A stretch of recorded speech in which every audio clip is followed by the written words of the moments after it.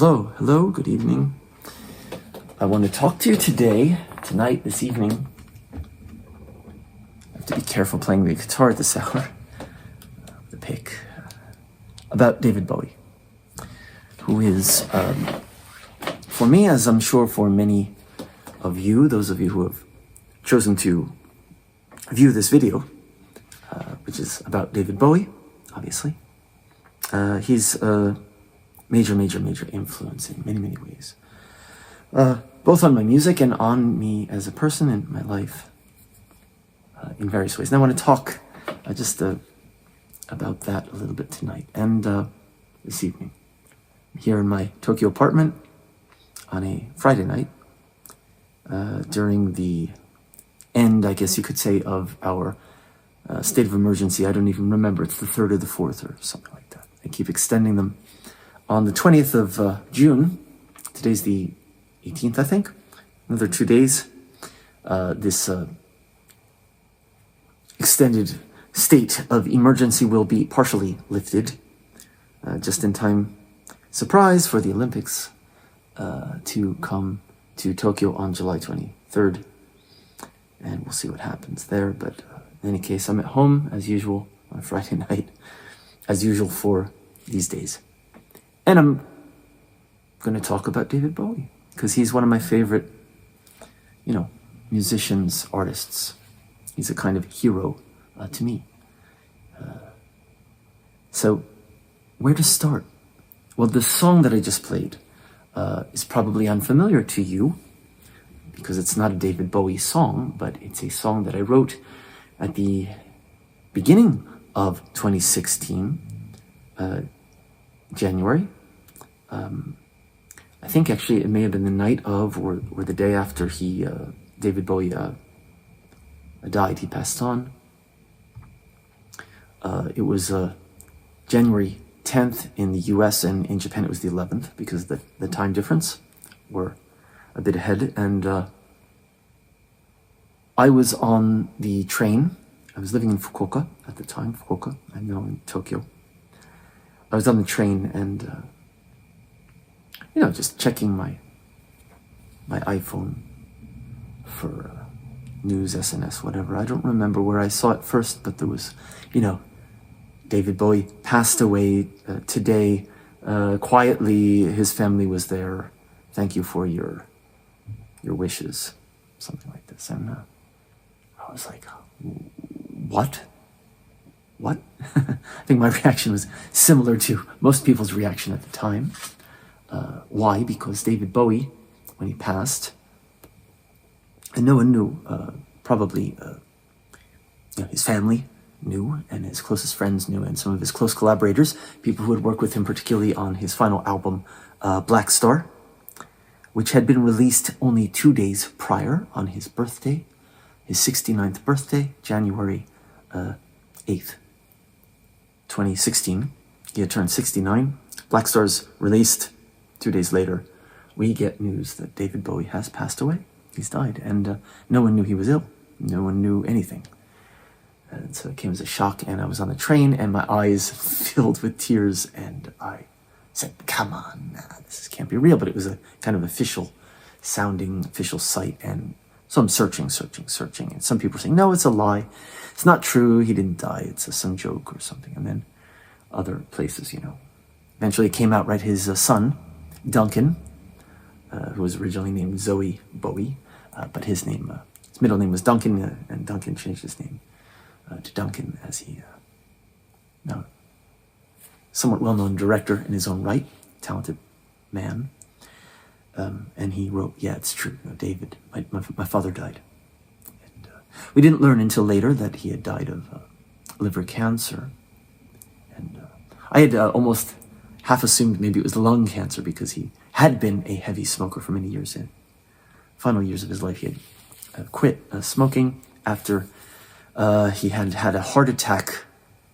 No, he had quit smoking prior to that, actually, but he had had a heart attack during the 20, let me get the date right here, 2003, 2004 reality tour. He had toured for 2 years, or 2003, continuing into 2004, had extended his world tour for reality, which ended up being his last tour.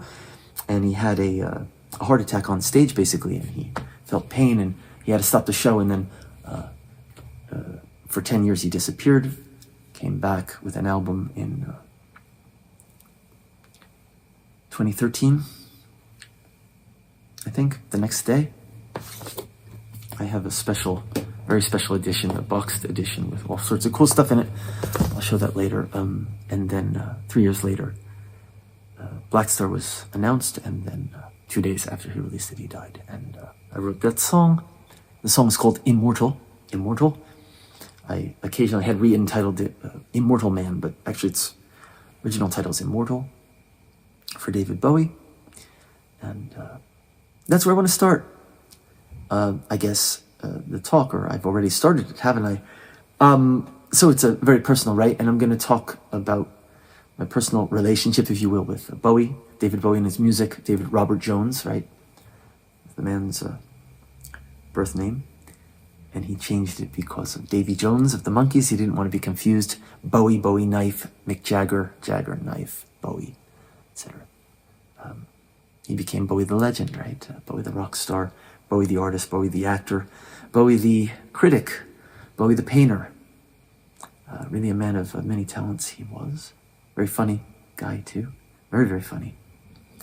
Kind of shrouded in mystery. During the 70s, during the 80s, he became this sort of Phil Collins-esque pop star that he later himself regretted those years. Let's Dance, Tonight, and Never Let Me Down. Moved into a Tin Machine rock and roll band, which was a kind of almost intentional disaster to destroy his own image and remake himself in the 90s, which he did with Black Tie, White Noise, and then more so with Outside. Between that, there was a soundtrack album called The Boot of Suburbia, which I like very much, but which is not very well known. And Outside with Brian Eno, back with Brian Eno as producer, and Reeves Gabrels from Tin Machine, and then very avant-garde album. I'm going to talk about that later in detail. I love that album. I have a section on Outside, I think, and Blackstar, and maybe Lowe, my 3 favorite albums, perhaps. Maybe I should just talk about my 3 favorite albums and some other stuff. And also, then he did Earthling, which was a kind of drum and bass album. And I saw David Bowie for the first time live in person, in front of my face, though not that close, but actually pretty close, in a small club in Philadelphia, US. I was still living in the US at the time, on the Earthling tour. That was the first time I saw David Bowie live, in, like really live, not just on video. And I saw him, that was the first. The second was during the Heathen tour of 2002, Moby, the kind of electronic, what to call him, I don't know, Moby. It kind of was very silly. I wasn't too crazy with his show, about his show actually, but Bowie opened for him. Moby closed it was a festival tour, and Bowie had a very short set, but it was cool, it was outdoor, and that was the second time I saw him. He was wearing a kind of suit, then reality tour, I saw him twice. On the final tour, I was very lucky to see him twice, in Colorado, twice. And that was like a 2.5-hour show both times. With the second time he used video projections. Basically did songs from spanning his entire career. And so I saw Bowie 4 times while he was alive, and then he died in 2016. I was living in Fukuoka at the time, on the train. My eyes filling with tears as I read the news. Let me start by talking just a bit about how and when I discovered the music of David Bowie, and when it first sort of hit me and resonated with me. I mean, I had heard of David Bowie, as most of us had. Those of us growing up in the 80s, for example. I was young. In the 70s, I was born in 1973, so I was too young to appreciate Ziggy Stardust and Aladdin Sane, which is the year I was born. Aladdin Sane, which is actually, if you know me, quite appropriate. Aladdin Sane. Thank you very much, David, for that. This is the very famous, right? this is like the schizophrenic mark that he had on his face, and that was just to give the background on that. His brother, who ended up committing suicide, was bitten. I don't want to say insane. He was mentally ill, and Bowie himself was afraid for years that he himself would inherit the illness and not fare well, which wasn't the case. He was all there right up until the very end. He's as sharp as a tack, or as a Bowie knife. But anyway, Aladdin Sane. I was born the year of Aladdin Sane. I couldn't, I wasn't alive during the heyday of Ziggy Stardust. People in Japan are, Ziggy Stardust, and everyone loves the two albums, right, or the two phases that are most the beloved Bowie seems, particularly in Japan, but I guess in other places too, to some extent. It's Ziggy Stardust, right, the spiky red hair, rock and roll, glam rock. Ziggy played guitar. Of course, I love it. It's great. And Sonny Yasuda and I, that was one of the songs we performed together when we did a covers live show together in 2018, I think. The first time we performed together live, we did a cover show, and we did, I sang Ziggy Stardust with his acoustic guitar. I actually, there's a recording of myself and a friend of mine from high school, and it was the year after we had graduated. I was like 17 or 18, I think it was 18 maybe, that we recorded on his 4-track recorder, and I'm a drummer originally, and so he played guitar and bass, electric guitar and bass, electric bass, and recorded those on 2 tracks, and the other 2 tracks, 4-track recorder he had, he recorded my vocals and my drums. And so we were, the two of us could perform as a full band, Ziggy Stardust, and that recording still exists on my hard drive. My friend, his name's Brendan, he sent it to me some years ago. He said, hey, I found this, and I kind of put it in Logic and remastered it. I mean, it doesn't sound fantastic, but it sounds kind of decent. And it's funny to listen to it because my voice is so high-pitched. And even now in my 40s, I have a high voice, fairly high. I'm a tenor. But it was pretty high, just like Bowie's voice himself when he was in his early 20s. His voice was much higher pitched during Ziggy Stardust, Aladdin Sane era than it was in later years. Even in the late 70s, early 80s, his voice got a bit more baritone. Although it's pretty high even up until and through Blackstar. Anyway, getting back, in the 80s, Bowie reemerged with as a kind of a quintessential pop star, if you will, with Let's Dance, and that's when I discovered him, or had heard him like most people, but it didn't resonate with me. I didn't become a fan at that point. I was like, oh, whatever, it's just pop music. It was okay. Let's Dance, put on your red shoes. It's all right, whatever. He didn't look that cool. The video's not that cool. Played with Stevie Ray Vaughan at the time. Stevie Ray Vaughan's obviously was a great guitar player. I saw Stevie Ray Vaughan live with Double Trouble, I think was the name of his band. Also right before he died, actually, he was in a plane crash. And that was a horrible tragedy. Another horrible tragedy, a death that I remember very well, hearing about that on like the radio or something, that he had died in a plane crash. Like what? I had seen him like a month before live in New Jersey, which is where I'm from, an outdoor concert. And anyway, getting back, so in Japan, as I was saying before, Ziggy Stardust and Let's Dance, those are the two periods that people sort of, oh, David Bowie, yeah, Ziggy Stardust, or David Bowie, Let's Dance, right? I didn't enter through either of those doors. This is the point I'm coming to. For me, the door I entered through was a very odd one, you might say. Not usual for, I guess, most. The first album I purchased, and I will say what it was, and then I will give you the reason why I purchased this particular album first. It was I graduated high school in 1991, okay? Which shows my age. And it was the year after that or something. That's around the time Brendan and I recorded Ziggy Stardust.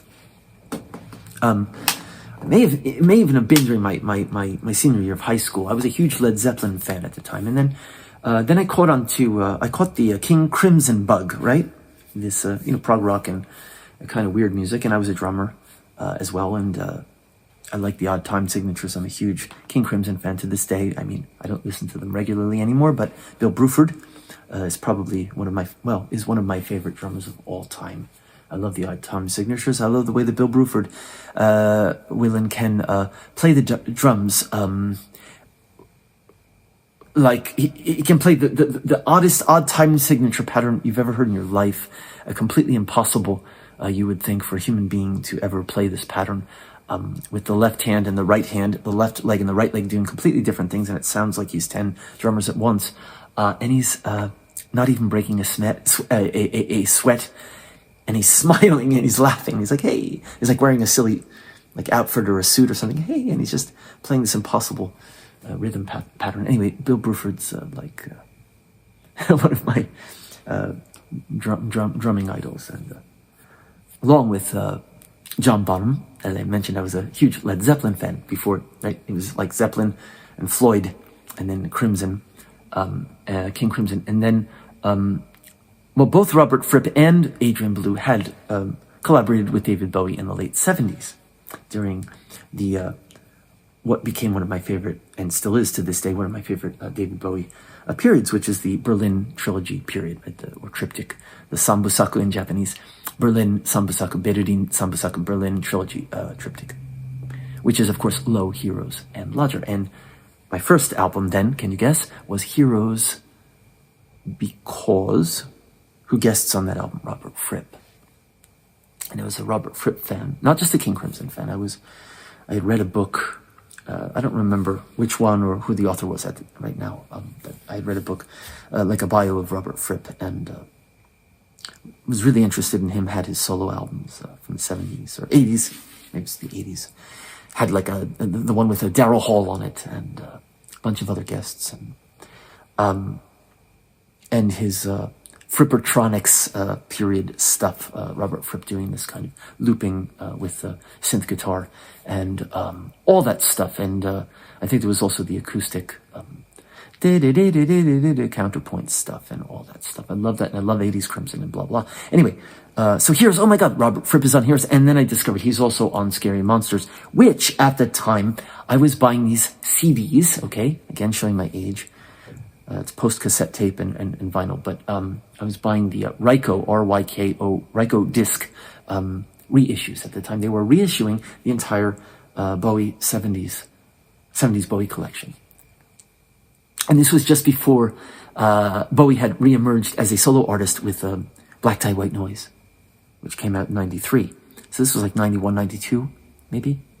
And ironically, so I caught the bug right around that time, and then I was able to jump back on ship with the Black Tie, White Noise when Bowie reemerged as a solo artist. Before that, he had done Tin Machine, again, to break his image of the 80s, which was kind of pop rock. As he put it himself in interviews later, it's like the Phil Collins period, and he said that kind of mockingly, and he said, I don't mean to say bad things about, Phil Collins, but, that wasn't really my thing. That wasn't who I was. I wasn't being true to myself as an artist.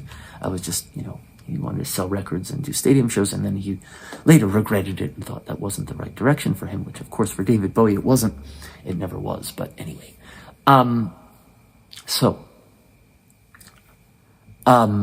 David Bowie's Berlin Trilogy and Heroes. And I bought that on the Ryko disc version, which was remastered. It sounds better now, it's been remastered many times since, but at the time, that was definitely the best sounding version, and also it was the first time for me, and I bought it and put it on my CD player, and wow, this is awesome.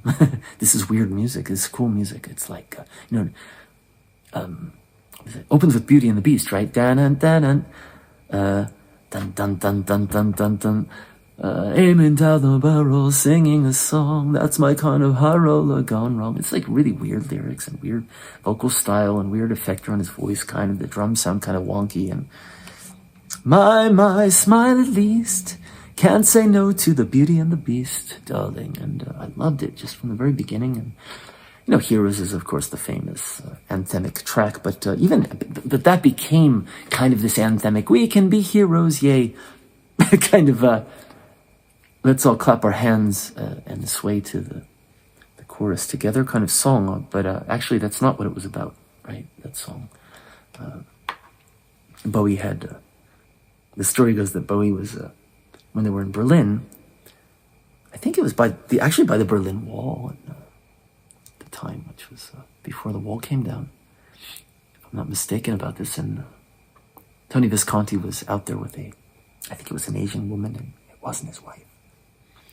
But it was kind of a romantic moment, and Bowie didn't want to say this because it wasn't his wife, but he felt it was just a very romantic moment. He had viewed them by the wall, and they were his heroes, just for one day. And then he got the idea for that song, and it's a kind of touching, in a way, right? I mean, it was kind of a pure romantic moment, whatever you think of that, without judging that, moment. And it became this kind of anthem, right? And it's a popular song. But anyway, Fripp's guitar, and that's great. It's a very, these are drony things, droning onward in loops. And Joe the Lion, about this performance artist nailing himself to the car. A very strange song. And then the B-side, which would have been the B-side on the record. I had the CD, but I was aware that this was, B-Men, the B-side of the album, in the original version, and or the cassette tape, which wouldn't have sounded as good, but which is partially instrumental. 3 tracks that are consecutive. They run into each other, and the middle. I haven't heard Heroes in a long time. Actually, I haven't played it in a while, and I don't have the track list in front of me. But as I'm remembering it, the middle track from those 3 instrumentals has like a koto, a Japanese koto on it, which is interesting too, because I had. Some years later, I would end up coming to Japan for the first time in 1995. And this was before that, before I started studying Japanese. And Bowie, of course, had his own obsession or interest in Japan. As Ziggy Stardust, he wore the kimono. Yamamoto Kansai designed his kimono in 1972 or so, when he did Ziggy Stardust. And Bowie had toured in Japan many times. He came to Japan in 1996, which was, I'm going to talk about Outside later, and I wanted to see that show like so badly. I would have almost killed for that ticket to that show, but I was a study abroad student, and they were sending me back home to the US, and that was I was so sad. But I'm going to talk about that later. So I discovered Bowie through Heroes and Robert Fripp, really, and then I ended up becoming, in a way, a sort of bigger Bowie fan than I had ever been a Fripp or King Crimson fan, ironically, in a way. I mean, I still love King Crimson and Fripp, and I respect those musicians. Adrian Belew, who performed with King Crimson for many years, 80s, 90s, and even the 2000s. I saw King Crimson perform with Adrian Belew in their 2000s incarnation in the US, in Colorado as well.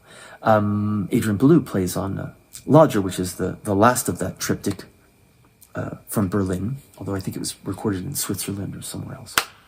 And then later I discovered, I went back and bought other Bowie albums. I don't remember the exact order. I did buy, like Ziggy Stardust, the earlier ones, Hunky Dory, and I just went back and basically bought everything from the Rykodisc series, starting with Space Oddity, which they had reissued it as Space Oddity, which also had what is that? I took this walk to ease my mind. Conversation piece. I love that song so much. That was a B-side. That was a bonus track on that Rykodisc version. They had all the Rykodiscs had they had bonus tracks on them, which were later reissued in different forms. But the Rykodisc, the originals, had tracks on them that were bonus tracks that had never before been released in any form. So that was cool too.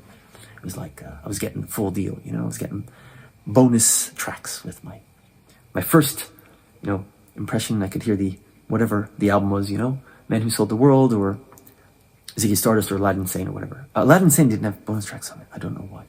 But they later issued a 2-disc version. Anyway, see, I know too much about Bowie, and I just have too many stories. But anyway, I'll try to stay on track a little bit here.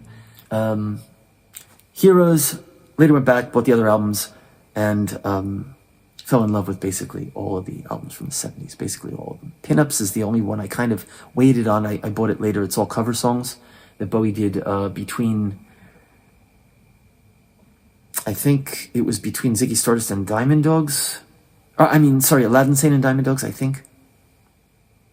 And he was trying to move out of the Ziggy Stardust persona, and then later, of course, he broke up the band. Ziggy did break up the band. After all, he actually did on the Aladdin Sane tour, which is famously the Hammersmith Odeon, I think, the famous one, right? The last show is Ziggy Stardust, that he says this is the last performance we'll ever do, and his bandmates were all shocked because he hadn't told them before. And Angela, his ex-wife, made it a point to say what an asshole he was and how much it was so unfair to everyone because she hated him after he divorced her. But anyway, it's just another story. And Scary Monsters finally was reissued, and I bought that. That was exciting. And then I kind of listened to a bit of Tin Machine. I kind of got into the first Tin Machine album and a bit of the second. I still like some of that material. Some of it's really bad, but some of it's really good. Actually, the good material on the Tin Machine stuff's really good. I think someone ought to make, maybe I ought to do it. It needs to be remastered though. Like a real best of the Tin Machine stuff. Just take the very best tracks, because there's some really good stuff on those two albums, and it's kind of a shame that some people just discount them because of, it's not David Bowie, and they wrote some crappy songs, and the Soupy Sales Brothers on it, and the drummer sings, and he's not that great, or whatever. He's okay, but it's not David Bowie, right? But I do also want to talk a bit about Lowe, don't I? Because Lowe, from 1977, is an important album to me. Let's start with that. And then we'll fly off into the 90s and beyond. Because I'm going to talk about, in this today's session, if you want to call it that, I've decided to talk about my 3 favorite David Bowie albums. What are your 3 favorite David Bowie albums, And many people are going to say Ziggy Stardust and Let's Dance, or I don't know, maybe everyone's, that's the thing about Bowie that's so cool. It's like, this is a different Bowie, everyone's David Bowie is different, Like there's the Ziggy Stardust, the glam Bowie, and there's the cocaine Bowie, the Thin White Duke. Here he is getting in trouble with the law, the Heil Hitler thing, when he's coked out. There's this Thin White Duke Bowie. And there's the, I just happen to have these magazines around. There's the, here's the glam, the Ziggy Stardust Bowie. And what else do we have? This has some other stuff in it that I don't care about. Here's the foppish hair Bowie from the 1980s, which I don't like this look or this sound so much. And there's the cool David Bowie of his later years here. I think this is 2002, probably, around Heathen. It's the last ever photo shoot before he died in 2016 for the Blackstar period. And he's got a hat like mine. I love the black hat. Here's the Heroes period. This is the Skita. This Japanese photographer who famously took the Heroes photos, and he had an exhibit in Japan that I went to see before Corona, when I was still living in Fukuoka. I think it was 2018 or 19. That was cool. I have that book somewhere. I should have taken that out, but I don't know where it is. And so on, and here's, discography. I mean, how many albums does he have, a lot, fair amount. 30, 40 years, I think 40 some years of career. So much, too. I could talk, the thing is, I could just talk about Bowie until tomorrow morning, and then I won't get any sleep, and neither will you. Okay, so let's move to a discussion now of one of my favorite Bowie albums, and I'm moving in chronological order here, if you will. I would like to talk about Lowe from 1977, which is part of the so-called Berlin Triptych or trilogy, recorded basically when David Bowie had gone to Berlin with some of his musician friends, Iggy Pop, and he went basically to detox, as I understand it, because during the period 1974, 1975, when he did Young Americans, and then especially 1976 during the Thin White Duke period, Station to Station, David Bowie was in trouble. He was basically addicted to cocaine, and the Thin White Duke, indeed, he got very, very, very thin, very gaunt. He was having paranoid illusions. There's a documentary from the period, actually the Diamond Dogs, or what became the Philly Dogs tour, Philadelphia Dogs, influenced by the kind of black soul music, started moving in that direction, which became Young Americans, and then later he did Station to Station. There's a documentary called Cracked Actor. It's a song title of his, Cracked Actor, and shows Bowie in a very bad condition. He's really having hallucinations, and I think he was freezing his urine or something weird stuff, and he was very superstitious about things, and very gaunt and sick. And he realized, I guess, at some point that he had gone a bit overboard. He had gone off the deep end, and that if he didn't fix himself, he was going to be in trouble, maybe even die. And so he decided at that point, I guess sometime around 1976 or the beginning of 77, somewhere around there, I don't know exactly when, but before he recorded this album, Low, which was released in 1977, he went to Berlin with some people, and such as Iggy Pop, who was also, I guess, trying to detox, and they went kind of undercover, like they didn't want to stand out too much, and the cover of Low shows Bowie's profile, and the profile is taken, it's a film shot from Nicholas Roeg's film The Men Who Fell to Earth, which Bowie famously starred in, and was famously coked out in, and very alien-like, which was appropriate, since he's playing an alien in the film. And it was a low profile, so they say, and this was a kind of inside joke. And Bowie also, right, it was the photo from like the year before, from a separate project. He wasn't putting his photo from that period on the cover as he normally would, right? It's always changes Bowie, changes Bowie, changes Bowie. Changes on the chameleon thing, right? That was the image of Bowie in the 70s. And instead of putting a recent photo on, he put the low profile. I'm just hanging out in Berlin, and this is a new sound with Brian Eno at the helm. Tony Visconti is producer, his regular producer, and we go into the studio in Berlin, kind of quietly, and their sound is completely different on this album.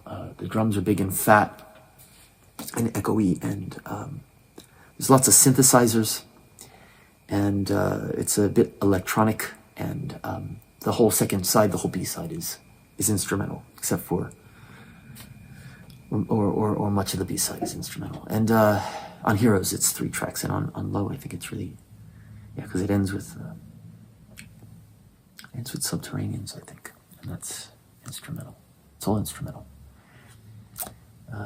So the album opens with A New Career in a New Town, which is an instrumental, and then it closes with Subterraneans, which is an instrumental, and there's some vocal tracks in between. I'm just opening my iPad, which is why my face is getting closed. Sorry, it opens with, no, it doesn't open with A New Career in a New Town. I haven't listened to this in a while. It opens with Speed of Life. And the second side, the B-side of the album, would have opened with A New Career in a New Town, which is a song I covered, by the way, and maybe that's why I remembered it. And I want to talk just a little bit. This isn't, well, it is about me in a way, right? This talk is about why David Bowie is important to me. It's my personal story in some ways, yeah. And so I am going to talk about this, and about some of the songs that I've covered and released, and you can listen to on YouTube or on Apple Music, Spotify, other places. It's I've paid the licensing fees to release the music legally, by the way. David Bowie's not getting any money from this, but his ASCAP or whatever is getting the money. So I'm doing what I'm supposed to do. Anyway, let's get back to Low, 1977. Bowie goes to detox and kind of hide away. Low profile and new sound. And it's influenced, as I understand, by the kind of, he's in Germany, right? So he's in Berlin, and Kraftwerk and this kind of sort of krautrock or electronic music and dance music, and all of this is like, it's not a rock album, it's nothing like Ziggy Stardust.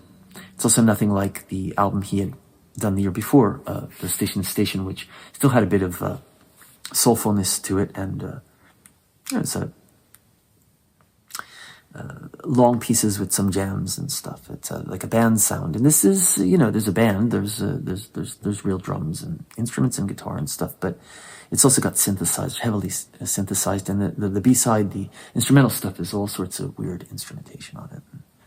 Vocals that are sans lyrics or without lyrics, or he made up the some of the bright failing star, Caroline, Caroline, Caroline, Caroline, riding the Shelley home. And I think, maybe I'm wrong, maybe it's Latin, or I don't know, something, a dead language. I think he made those words up. I have to look that up again.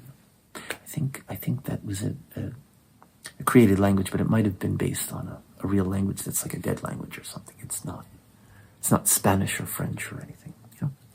Anyway, so why Lowe? I mean, Heroes was my first album. It's still one of my favorites. I love Heroes as well. I love Heroes. But over the years, listening to these albums hundreds of times, if not thousands, I don't know how many times I listened to these albums. I don't play them regularly anymore, I guess, but from time to time I do listen to them. I'm part of my history, musical history, influenced me greatly.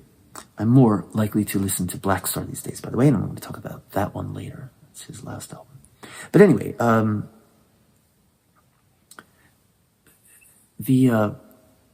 firstly, he was going out on he's really taking chances with Lowe. Love's not a commercial album. I think his record label wasn't really, they didn't know what to do with it or think of it at first. They're like, what is this, It's not rock, it's not band sound. What is it? It's half of it's instrumental. What are you doing, man? Maybe they thought he was tripping, but actually he was getting sober when he made this album, rather than vice versa. But anyway, Philadelphia Soul's gone, and band jam sessions are gone, and it's a more avant-garde, experimental album, and I love that. I love the risks he took, He's releasing it with a major label. I think it was EMI or something, and they were a bit surprised. And when it first came out, I guess people were just like, what is this? And they didn't know what to make of it. And then, time goes by, and Lowe is considered now one of his masterpieces, one of his greatest albums. And Sound and Vision is on the album. Was a kind of single, and that song, it's a kind of one of the more easier to understand songs, I guess you could say, on the album. It's got the beat dum da dum dum da dum, and the guitar dun dun dun dun dun dun dun. I don't know, it's kind of catchy in a way. Vocal line stuff. It's easy to understand, short song, and that became a kind of semi-pop song from the album, but it's still kind of weird and different. And the B-side for me is where it's at in some ways.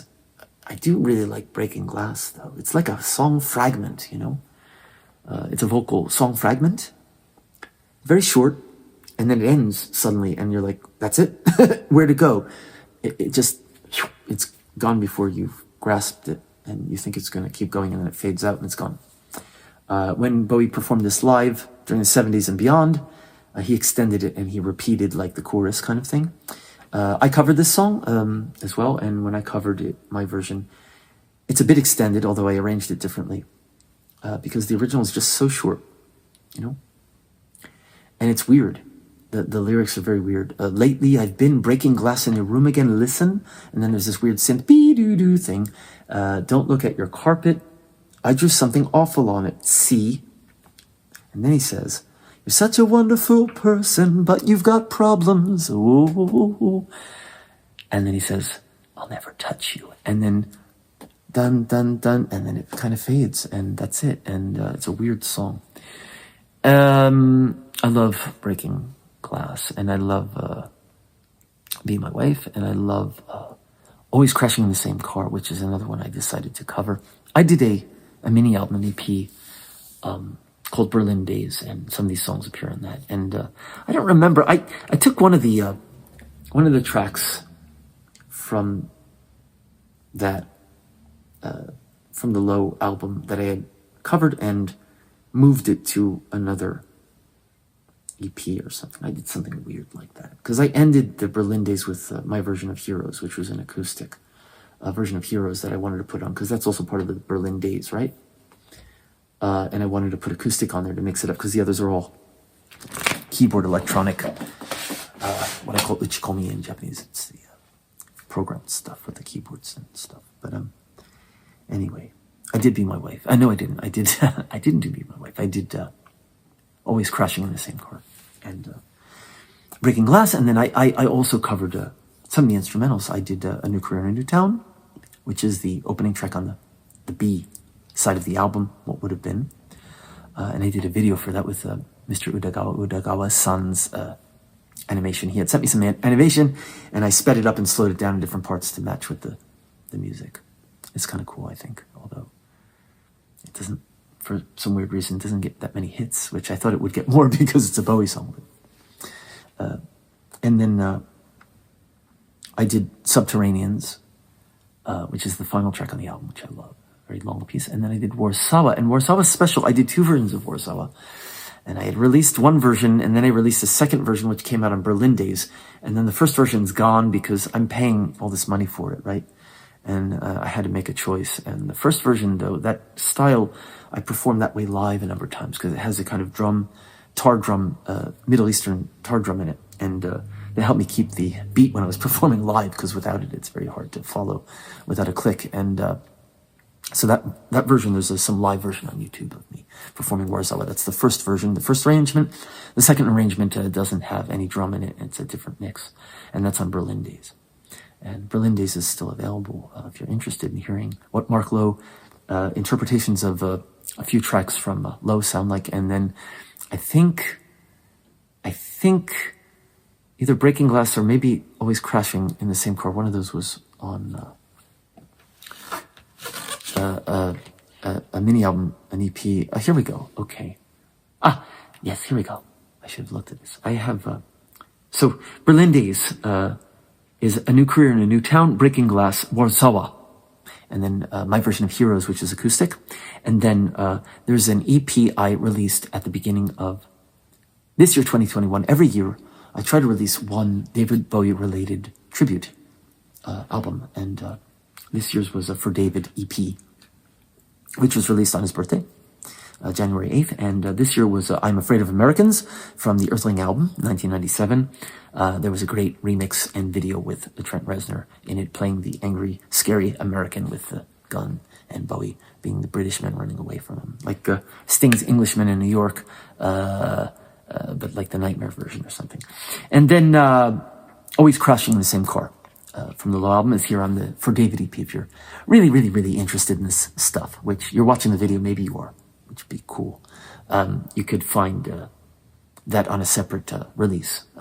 And then the For David EP also has I'm Deranged from Outside, which I'm going to talk about next, and Starman, which is a very different interpretation I do of the classic song from Ziggy Stardust. My version is electronic, and it's kind of like quasi-industrial dance. Starman.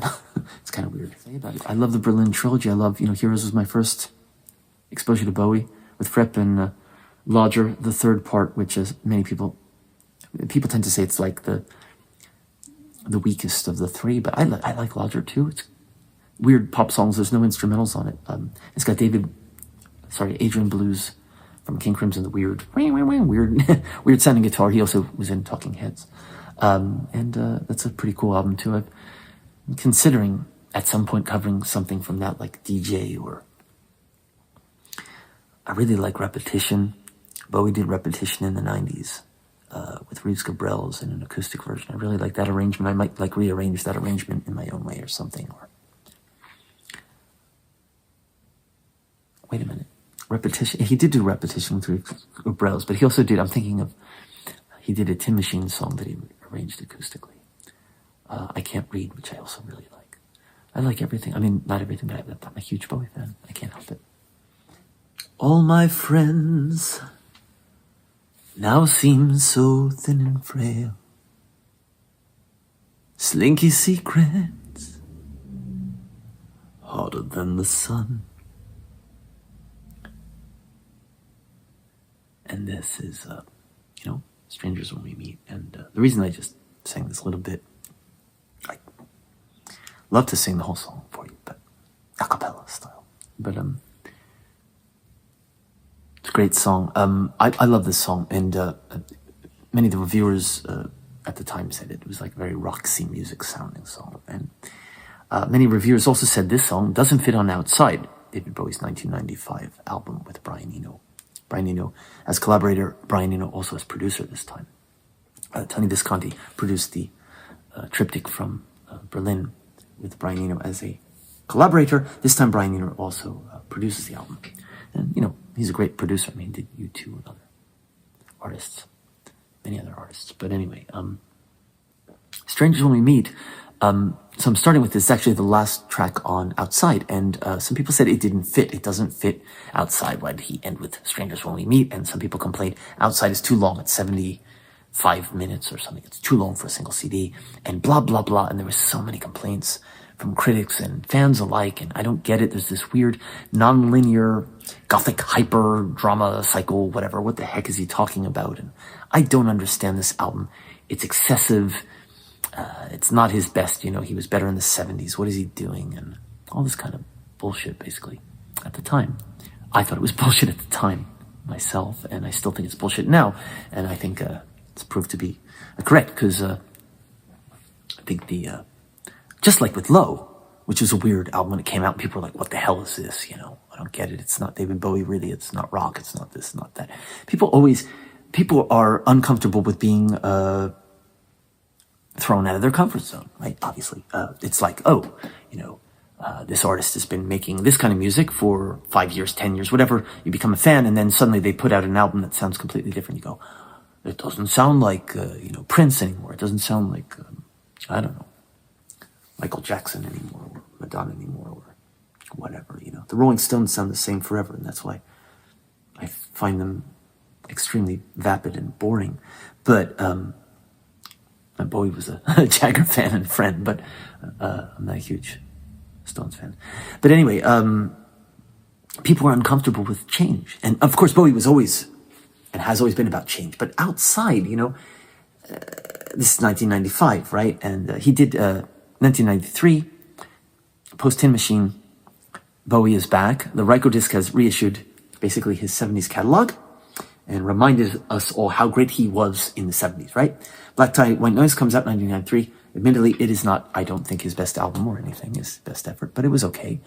And it had some kind of hip-hop collaboration tracks, a bit of rapish stuff on it, and some, beats that sort of would eventually, he'd do drum and bass in 1997 with Earthling, and some of that was kind of connected, you could say, in some ways. And he did a Scott Walker cover, which was cool. He did Night Flights from Scott Walker, which was actually the Walker Brothers, that weird album they put out at the end of when the label was going belly up, and Scott Walker's like, okay, I'm gonna grab this opportunity and do really weird music on this album. And actually the most accessible of Walker's 4 tracks on that album was Night Flights, and Bowie covers that on Black Tie, White Noise with kind of more beats in it. I actually like the original better, oddly, as much as I love David Bowie.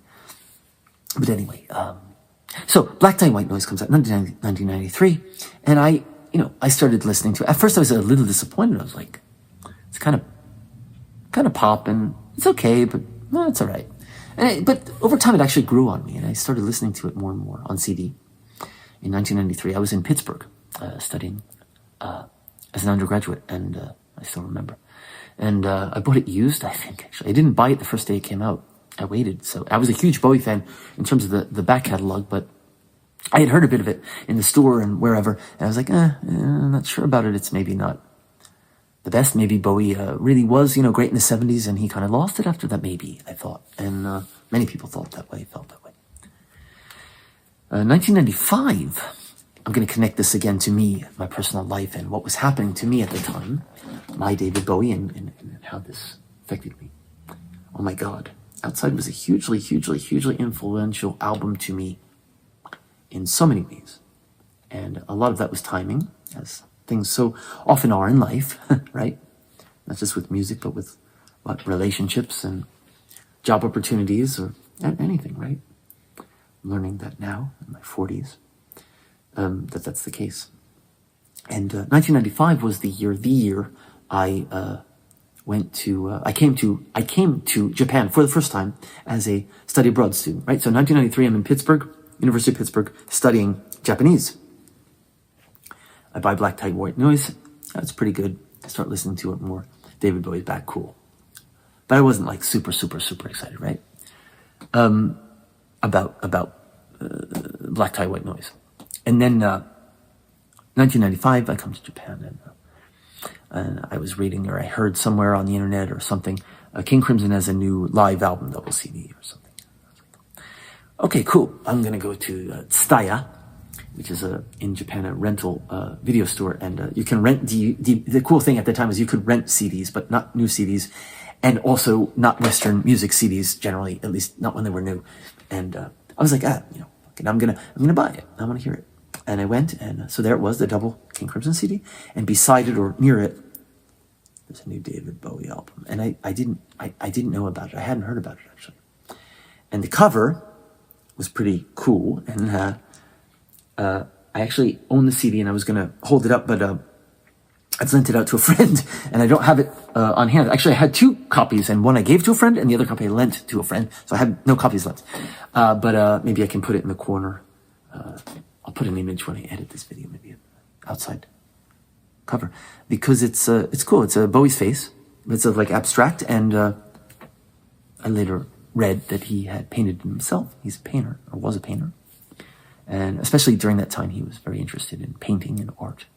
He eventually started doing art criticism, and Bowie. There was Bowie Net and Bowie Art site as well, where he was promoting young artists or new artists, which was really cool, and writing critical pieces on art. So it's a very artistic album. So the cover art is a painting that Bowie made of his face, but it's kind of abstract. Anyway, I'm going to get back into this, but so I bought the CD anyway. Long story short, it looked cool. And I was thinking about Black Tie White Noise, right? Oh, his last album sounded like this, right? Well, it's David Bowie, right? He changed his album like in the 70s, he started doing that again. So I'm going to buy this. It looks cool. And so I bought, I don't remember if I bought the Crimson and the Bowie, or if I might have even just waited on the Crimson because the Bowie looked so cool. And I eventually bought the Crimson. It was okay. But the Bowie, oh yeah. So I bought the Bowie, I bring it back home. And I remember this, I was in a homestay situation, and I don't remember why. I didn't have a CD player in my room or something, and I couldn't play it right away. I think maybe that was the thing that I asked them to borrow a player from my room or something. I don't remember, but because eventually I had one to play the CD in my room where I was staying with the homestay family. I could talk about that in like a separate video, my homestay in Japan. Yeah, maybe I'll do that. I have a million things I can talk about. This series is going to go on forever and just bore everyone to tears, but except for me. If anyone has seen the outside CD booklet, you know it's got lots of weird pictures in it. Photos that are like photoshopped or, altered digitally. And that was part of the idea behind it, part of the concept, right? It's talking about the digital age and the coming of the 21st century, the turn of the century, 20 to 21. It was 1995. Millennial fetishes. And Bowie created a cast of characters, which was very cool, I thought. And it was very David Bowie, right? Because in the 70s, he himself had been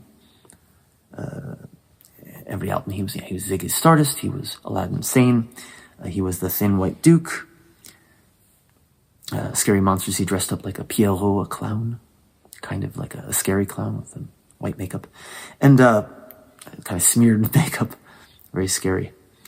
And now he's created a cast of characters. And not only has he created a cast of characters, and he has these photos of them, which are all his face digitally altered to look like different people, including the main character is a detective. I love, by the way, detective fiction. I always have, particularly like weird detective fiction. I'm a huge fan of Paul Auster's New York Trilogy, which I teach at university, by the way.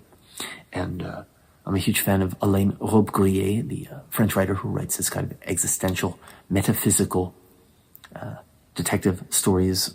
He did when he was alive, and I read in translation in English, and also, you know, Borges wrote short stories, detective stories. Edgar Allan Poe, the kind of originator, they say, of the detective story with Dupin stories. And so I love these kinds of weird detective fiction things. And Bowie here, he is Detective Nathan Adler with his cap and his cigarette and his half-shaven face with, I think he's got like a cut on his face and a piece of tissue. It's great. And then he also has characters, Ramona A. Stone, who's a cyborgian, a woman who has this millennial fetish, right? And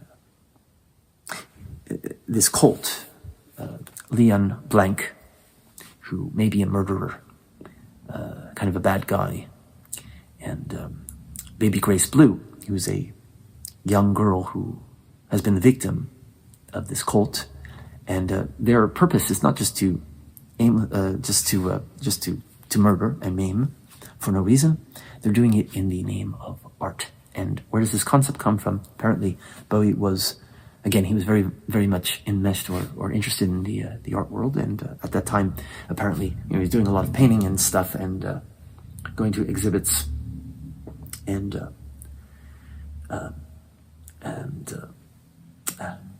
forgetting the name. Who was it? A guy who put these blocks of cut up cows and animals and preserved parts of their bodies in blocks of glass. And in the museum, Bowie saw this and he thought, oh my God, you know, and he got this idea for the concept of the Outside album, the Outside concept. And therein he wrote this story about this kind of cult that they, well, what if, not animals, but what if we killed, maimed, and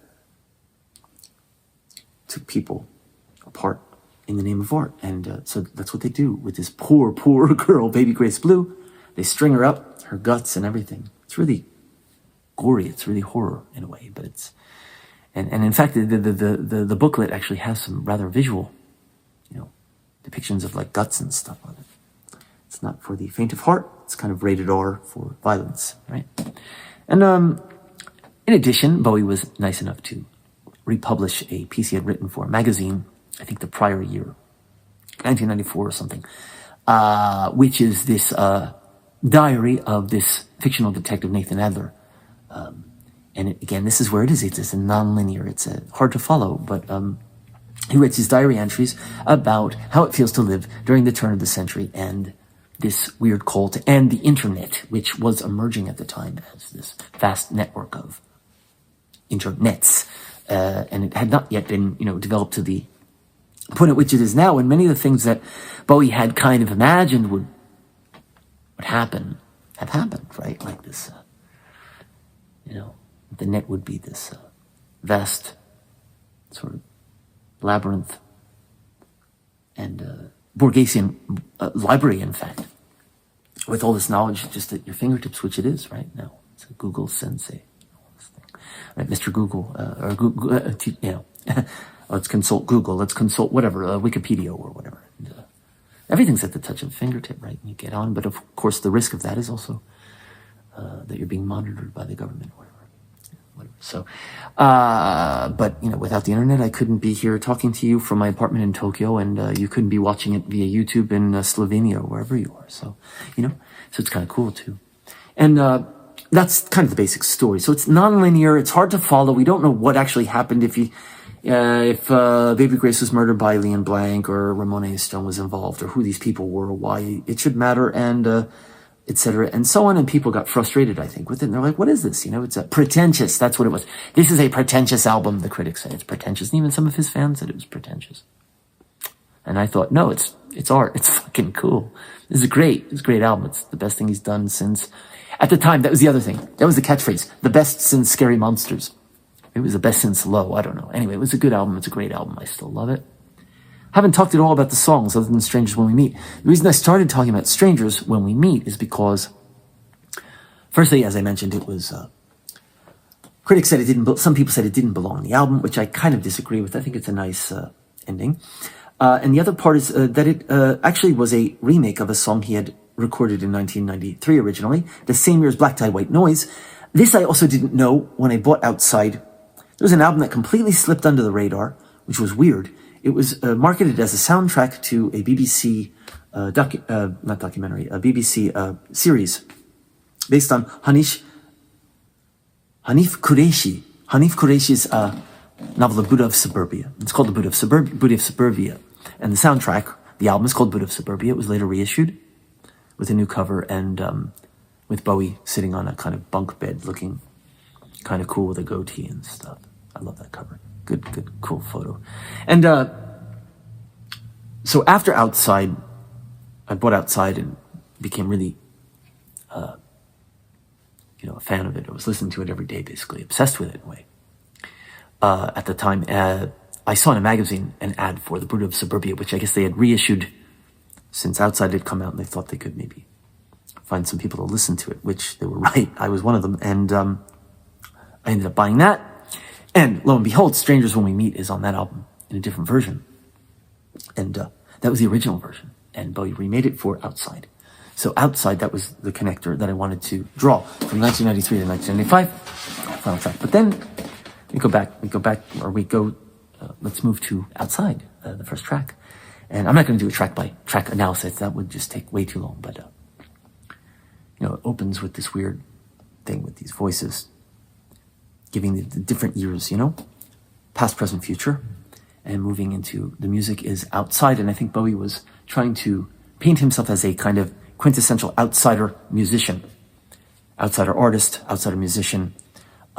This is not Let's Dance. This is not Tonight. This is not the 80s. No Glass Spider. Fuck the Glass Spider, which he apparently burnt at the end of the tour because he was so fed up with the whole thing. And then he did Tin Machine. It's not Tin Machine either. It's David Bowie's back, and I'm an outsider artist. I'm not playing around anymore. And this is why I think this is a great, well, not because of that alone, but it's quintessential. It's David Bowie. It's what he did best, was to mess with us and to surprise us and to not only pander to our expectations, which he sometimes did. That's the weird thing about Bowie, is that balance between the commercial side and the complete artist side, and which makes him kind of interesting, fascinating. That's why he was able to rise as high as he did, and become such a popular pop art icon, but at the same time, he's also very much an artist, and he made art, but he could make art for the masses. Not every artist can do that. Most artists can't do that. That's why they don't, they end up being just a kind of minor, right? Unless you die like a Vincent van Gogh, complete unknown, and then suddenly you're world famous for your brilliance. But Bowie was known while he was alive, and I'll talk about Blackstar later and what happened when he died. Outside, so I talk about the background, the story, the art, and the fact that the critics were very, very hostile at the time to this album, which now, I've got this, for example, not this one. It was in this one, this David Bowie. It's in Japanese, and the writing's Japanese, and there's analysis of his albums, and there's analysis of Outside. I think it was this magazine. Yeah, I'm gonna find it. There's analysis of all of the albums, and Buddha of Suburbia is here. And this is the original cover, which is just from the movie shop. But then Outside, there's the cover. I was going to show the cover. There's the cover. And this article, well, it's got the track listing in English up here. And then the article talks about it. And this guy says, Outside is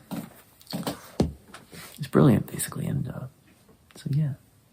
But at the time, the critics were very hostile, pretentious, hard to understand, doesn't make sense. What's this about? Not his best work.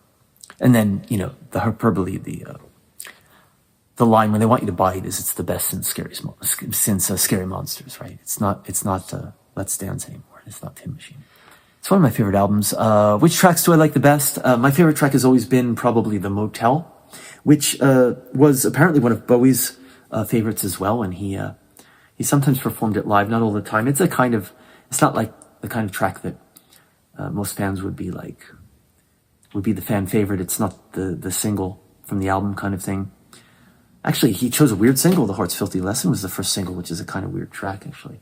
I heard the Heart's Filthy Lesson when I was in the US in a Safeway supermarket once, and I almost, it blew my mind. I was like, whoa, they're playing the Heart's Filthy Lesson? That's weird. It's kind of a weird sort of electronica track. By the way, this album, like Lowe, has electronics on it. Maybe that's one reason I like it. Maybe. No, I do electronica, right? And I'm Deranged, which was used on the Lost Highway soundtrack, the David Lynch movie, which came out a couple years later, produced by Trent Reznor, who ended up, another thing during the Outside tour, Bowie and Reznor, Nine Inch Nails, toured together. I missed that because I was in Japan. Bowie came to Japan, 1996, I had to leave. So I missed him on that tour, but I did see him in 1997 on the Earthling tour, and there was a bit of electronica there too, and that was a cool tour. Anyway, so Bowie and Trent Reznor, another, I'm a Nine Inch Nail fan. I've covered Nine Inch Nails as well. My bassist, Joe, and I, when we did This Dark Shroud, we covered Hurt together, and I later released a solo version. I have a covers album, 2 volumes on YouTube, audio only, and I think volume 2 has Hurt on it toward the end. It's like the second to last track, if you want to hear it. And I've covered lots of Bowie stuff, as I keep mentioning. And I've done I'm Deranged, which was on the Lost Highway soundtrack. I did a kind of electronic version of that. It's on the EP from earlier this year, for David EP. I covered Heart's Filthy Lesson, which may be somewhere. I don't know if I officially released that. I didn't cover that many. I did The Voyeur of Utter Destruction from Outside, but I haven't done that many from Outside, weirdly. I did the entire Blackstar album, which I'll talk about later. But I've done just a few from Outside, weirdly. But anyway, it was a hugely influential album on me. And the other thing I want to say about it, again, on the personal side, is that it got me listening to electronic music more, right? I was a King Crimson fan. King Crimson in the 80s and beyond used the kind of synth and the guitars and weird sound synth drums and stuff. But with Bowie's Outside, he really relies on electronics more heavily. And it's a kind of quasi-industrial. And I think that was partly the influence from Nine Inch Nails. As I said, Nine Inch Nails had just released The Downward Spiral in 1994, the year before Outside, and that was a huge thing at that time in America and Europe, and at least it was in America. I think it was in Europe as well. And Closer was a huge hit single. Do You Like an Animal? And March of the Pigs was another single from that album, and Hurt. And Bowie, he figured it out. This guy's going to be a good person to work with. Now, the outsider, Art Bowie, and this young musician who's doing angry industrial rock music seemed like a fit to Bowie, and he called Reznor up, and Reznor was shocked. Reznor had been a fan of Bowie's for years, particularly Scary Monsters, he had said, and Reznor was still very young at the time, and kind of, he was like shell-shocked. When you see there's an interview on MTV of the two of them during the tour, and Reznor's just kind of got his legs crossed. He's just sitting there kind of quietly most of the time while Bowie speaks, like, senpai kohai in Japan, like Bowie's the big papa, big daddy. It's kind of funny, but over the years, Bowie and Reznor developed a very deep relationship, apparently. And when Reznor was going through a hard time, having alcohol problems, Bowie had been through the drug problems in the 70s with cocaine and so on, and Bowie was kind of there for him. Reznor had said in some interviews that Bowie was like a father to him and a close friend. And so, yeah, and after Bowie died, Reznor covered I Can't Give Everything Away from Blackstar, which he did his own, mixed his own version in, and his own live version of that. And he also remixed I'm Afraid of Americans from Earthling, which came out in 1997, 2 years after Outside, and they're in the video together. And Reznor sometimes performs that song live in tribute to Bowie in his own kind of mix, and he sings the song. And what else do I want to say about Outside? Hello Space Boy, another really cool kind of industrial rock song with heavy guitars. It's, I think, very heavily influenced by Nine Inch Nails sound, especially, I think, sounds like could have been on Nine Inch Nails Broken, his EP, with a very heavy electric guitar sound, like a Ministry type industrial sound. Maybe, Reznor was around during that era, and pig face, and it's getting into another talk about industrial music, which I don't want to go talk about industrial music now. Although Outside really is influenced by industrial music, and I think primarily because of Nine Inch Nails at the time. And I said my favorite track was The Motel, and I didn't really go into detail. The Motel's a quiet song, and it's got some really beautiful, beautiful piano from Mike Garson on it. Mike Garson's back on this album, and he had played with Bowie during the Ziggy Stardust tour, and then his signature piano sound is on Aladdin Sane, on this, particularly the title track, The Year I Was Born, Aladdin Sane. And that piano solo, which is a kind of crazy avant-garde improvisatory piano solo, made him famous, made Bowie and Garson famous as a pair. And Garson, actually, since Bowie's death, has been, in particular, of all the members that Bowie played with over the years, he's been promoting, how can I say, doing events and getting people who work with Bowie together for live events. And even during Corona, he had them like performing from separate areas and using video and stuff so that it looked like they're performing on the same stage. And that's on YouTube somewhere. And Reznor also participated in that. He sung, I think he sung Fashion from Scary Monsters, and then Wearing Sunglasses with his wife, who's also a singer. And then I think he did Fantastic Voyage from, Reznor did Fantastic Voyage from the third part of the Berlin trilogy, Lodger, the opening track. That's kind of cool. Outside. I love Outside. I think it's highly, even to this day, I think it's a highly, highly underrated album. And, brilliant, experimental. I haven't talked about all of it. And the segs, and there's also on YouTube, only, if you do a search, you can find there's the Outside sessions, the Leon sessions, which is the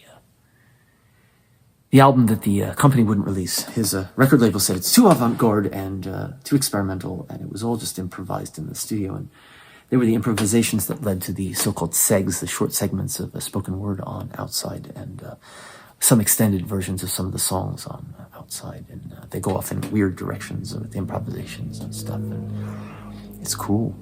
I wish they would release it officially at some point, Now that Bowie has passed on, it's in the archives, and Bowie himself loved those sessions. I think he talked about wanting to do even, this kind of gets into Blackstar in a way, but not really. It's not about Blackstar, but when he, during the final years, Tony Visconti, his friend and producer, had said Bowie was thinking about doing some sort of follow-up to the Outside album, which in the 90s he had promised a trilogy and never finished it.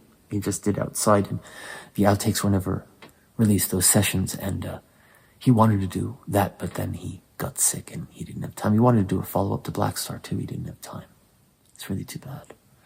But hopefully those outtakes, you can hear them on YouTube if you do a search, but the album has never, those sessions have never been officially released, unfortunately. Anyway, it's like, been talking a lot about Outside, and there's a lot more I could say, but I think this is already getting quite long, and I have to sleep sometime, and you have to maybe take a break too. So let's take a break, and then I'm going to come back and I'm going to talk about the final David Bowie album, perhaps his most important album in many ways to me, and maybe just in many ways generally, Blackstar.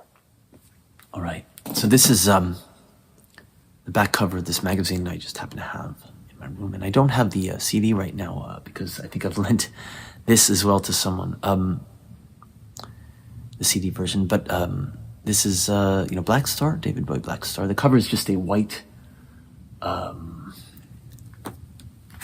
cover with a black star on it, and then on the bottom there's these kind of stars, half stars in different shapes, which actually,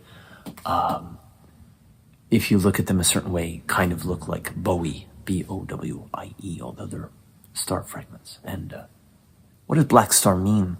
What is the significance of Blackstar? Lots of theories about that. The one that I always remember the most and that sort of resonated with me is that it was the name of some kind of cancer. And Bowie had cancer, and he didn't say it publicly. That's why it was a shock when 2 days later, after his birthday, 2 days after his 69th birthday, he passed on, and the news suddenly just announced it, and no one was ready for it. And that was his brilliant. He planned that out. Obviously, he didn't plan the moment of death. He knew he was sick and he wasn't gonna make it. He didn't know when, of course, but he planned it out to release it on his birthday and not to talk about his sickness publicly, and to let that just be, the way it happened. And very David Bowie to do that. And I think that kind of sealed his immortality, if you will. That's why the song I wrote at the beginning, I said, right, is called Immortal. He's immortal. He became immortal. He ascended. Many people use the metaphor of, Starman, or Black Star, that outer space. And that's weird, too, because his son, Duncan, did a movie or movies about outer space. And the Blackstar video, I'm not going to do analysis of his work and stuff. You can find it on YouTube elsewhere. I'm not really here to do that, but talk more personally about Blackstar and why it's important to me, and also why I covered every track from the album in my own style and released it as a full album, which is still available. I'm paying again the for the rights to keep it in circulation, and this one I don't want to pull anytime soon, even though it's I have to pay for it yearly. 7 tracks. It's my gift in a way to him, just like I'll be teaching a seminar about David Bowie in the fall, and that's also sort of like that, it's like giving back to him, because he's given me so much. I haven't really talked about that per se, why or how he's been so important to me. Maybe that'll be a different section sometime. I think this is already going to be quite a long video, but Blackstar comes out January 8th, 2016. First time I listened to it on Apple Music streaming, because 12 a.m. in Japan, boom, there it is. Oh my God, I can listen to it. I'm not the type I'm very impatient, very, very impatient. And if you've ever worked with me in a band, you know why we broke up, because I'm very impatient, and people don't like that sometimes, because I can't wait sometimes. And I couldn't wait for the album, and it was like, oh my God, it's out, boom. And I just I hit play. Oh wow, I'm listening to it now. This is cool. I had friends who didn't listen to Blackstar for a year or something, because they couldn't listen because Bowie had died and it was too sad and this kind of thing. That's just not me. I was hungry to hear it from the second it was available. I then ordered the CD, or maybe I'd pre-ordered the CD or something. I have the CD version, just not on hand right now as well. And I have a poster on my wall, which there's another video on YouTube that shows the poster. I'm not going to move the camera to show it.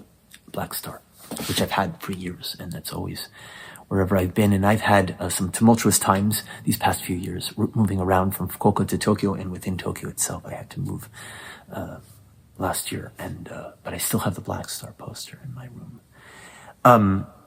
And yes, I covered the entire album, the 7 tracks, which opens with Blackstar, which is a 10-minute piece. The original version of Blackstar, from what I've read, was actually around 11 minutes, or slightly over 11 minutes. And the reason it was whittled down to just under 10 is because if you wanted to release it as a single, video and a single, it would have to be under 10 minutes by some rule, stupid rule. That's what you get when, commercial music. There are these stupid rules you gotta obey. So Bowie was, he's smart, and he's like, okay, it's a rule. I get it. So I'll make it 9 minutes and 49 seconds or whatever it is, close to 10 minutes, and then I can make it the single. And that was the lead single, right? Came out before the album was released. We got the dark images in that video, and what's this about, and the helmet, the guy in space, and that they find the skeleton, and the helmet, and some real dark imagery in that, especially at the end, right? With the kind of scarecrows on the crosses and stuff. Of course, he was obviously thinking about his own death. And then Lazarus was the second video single, and the last one before he died.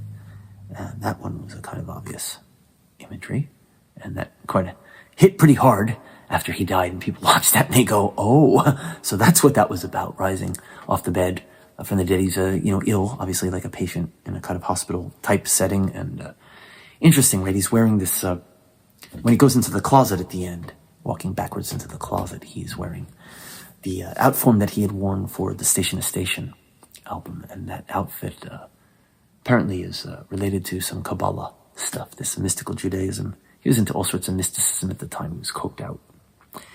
And Jewish mysticism, the other world, death, going beyond, and all that stuff. So I'm not here to talk about, I really don't want to do an analysis of the videos or the work.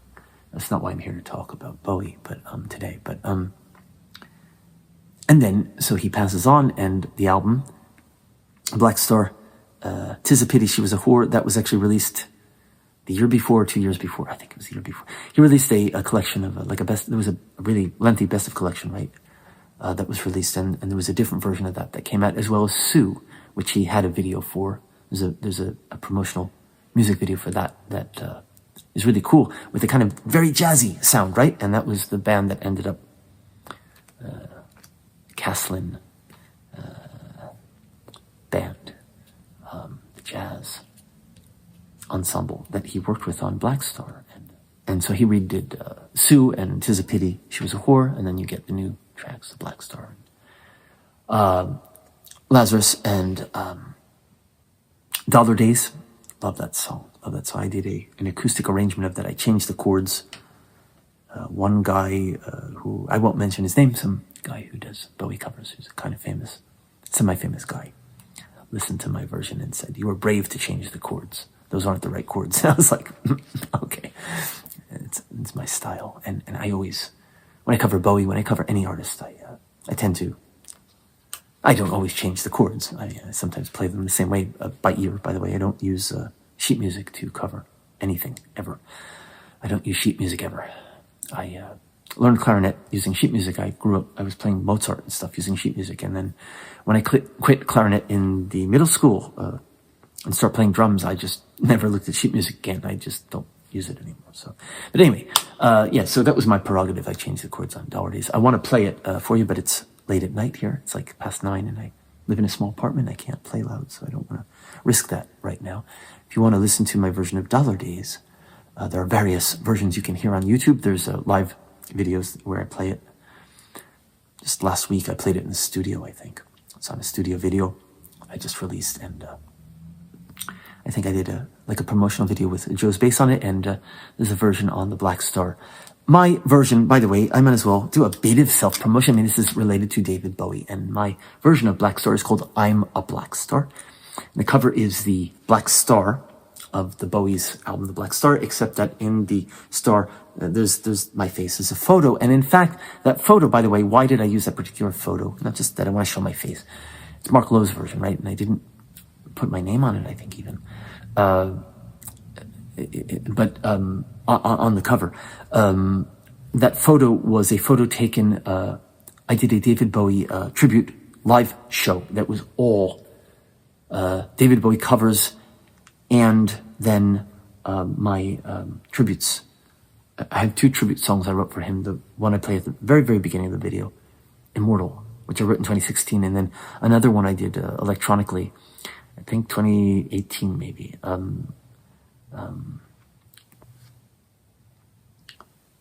What's it called? I don't remember my own track's name. That's weird. It has a Space Boy in the title, and that's really weird that I can't remember my own song name. And the Space Boy is actually, obviously the space imagery of Bowie is very strong, like with the Starman and Blackstar even, and also Hello Space Boy. And it's a kind of electronica, kind of industrial song that I wrote, and I thought of Hello Space Boy when I did that. The song sounds nothing like Hello Space Boy, by the way. Anyway, I rearranged quite drastically the songs on the Blackstar album for my version I'm a Blackstar. Yes, I do this. I go off on tangents. So anyway, the cover photo was taken during a tribute show I did of Bowie covers and Bowie originals. or the 2 songs I wrote for him. And those songs appear at the end of the I'm a Blackstar album, and that's why I'm mentioning this as well. Space Boy Has Returned. That's the name of my song. Thank you. Space Boy Has Returned. And there's the Blackstar mix. On the Blackstar album, there's another version of Space Boy Has Returned. I released somewhere else. And so all of the versions, all the tracks on my Blackstar tribute album, I'm a Blackstar, are electronic. I made them with the keyboard and punching in drums and using loops and some loops and some samples, and drastically rearranged and kind of electronic. Some are sort of industrial sounding, some are sort of, I don't know, listen to it. It's different. But I think,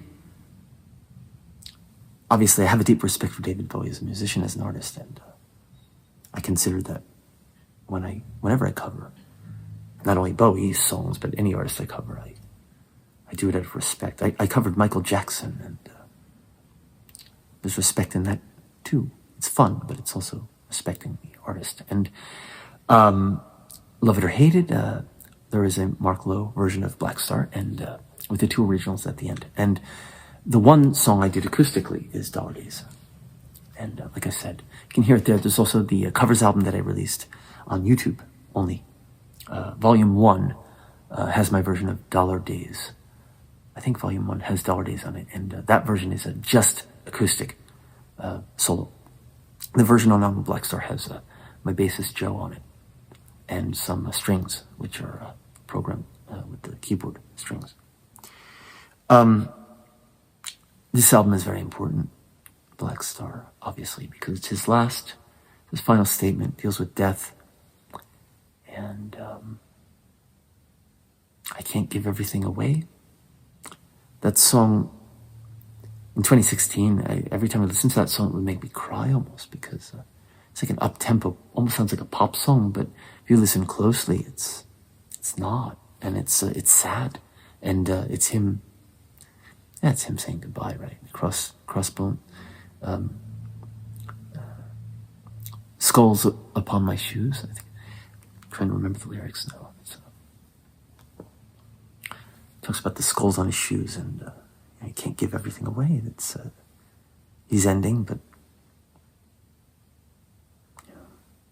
of course his value as an artist is extremely high, and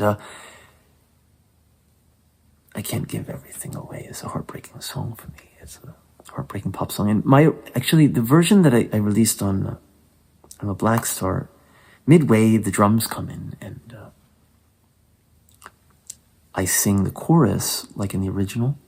But in fact, the original version I had done actually was almost dark ambient and darker, and it didn't have beats on it at all. And I decided to go with that version. I'm not sure to this day even which version, if it was the right choice or not. And I might actually dig out the old version sometime and put it on YouTube or something, just if anyone's interested. The version without beats, and during the chorus, I can't give everything away. In the original version, it's just spoken. I just speak it, and there's no sung version. It's very dark, and then no beats. But the version that's on the album is a little bit, the beginning sounds kind of like that. It's a kind of dark ambient, and then the beats come in, and then it goes dark again at the end. But there are a couple versions I did of that. That song is, and then in my version, the sounds of footsteps at the end. It's him, saying goodbye, exiting. And, goodbye, David Bowie. We're going to miss you. We do miss you, and we do. I do. Many people do. And some people have a theory that after Bowie died, things just sort of went to hell in the world. And, Corona was 4 years later, but it wasn't like it happened a few months after he died or anything, but many people think that things just sort of went downhill. Prince died, and then Lemmy died, and a bunch of other famous people died, and Corona came, and now we're living in this world we're in now. And I wonder, one thing I wanted to say is I wonder what Bowie would have made of coronavirus, and how he would have reacted, and what kind of songs he would have composed during the age of COVID. We'll never know. We'll never know if, we'll never know what Blackstar 2 would have sounded like. We never know what the follow-up to Outside he was planning would have sounded like. And that's just life and death. And that was maybe Bowie's message.